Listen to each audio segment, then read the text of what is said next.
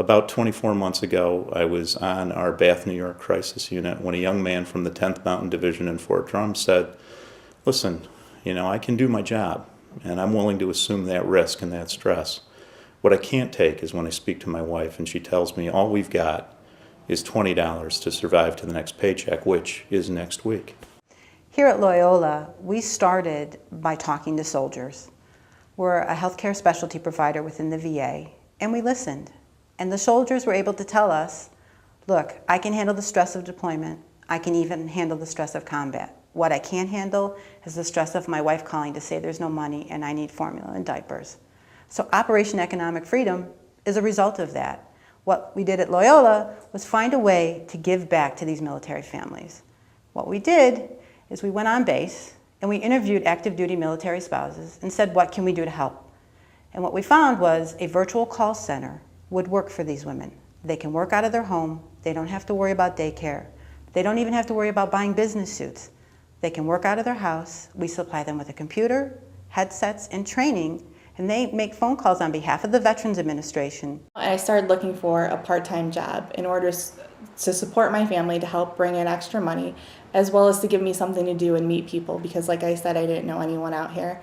I went to the Fort Drum website, I interviewed, I applied online, and I couldn't really find anything. And then one day I came across a job listing for Loyola, and it was a part-time stay-at-home job, which is something that I was very interested in, because then I could stay home with my daughter, not have to worry about childcare, and also have something to do.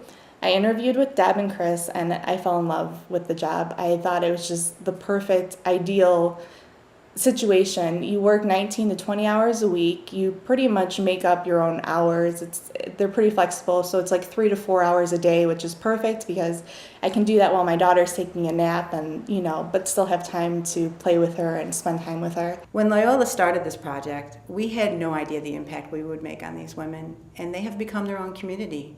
And not only their own community within themselves, they've become advocates to bring this nationwide, because the sense of relief we've brought to them, they want to carry across the nation. Through the cooperation of the VA, through the cooperation of our agency, and significantly through the cooperation of our corporate donors, people came together, Americans came together to say, we want to alleviate suffering through the simple act of empowering people to alleviate their own economic distress. That was the goal, that was the point.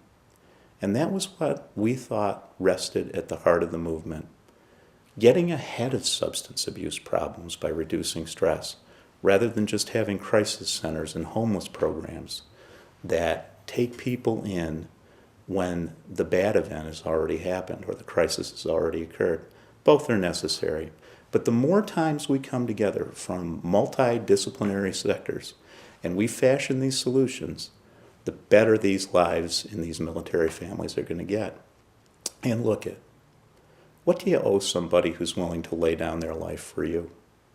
You owe them everything.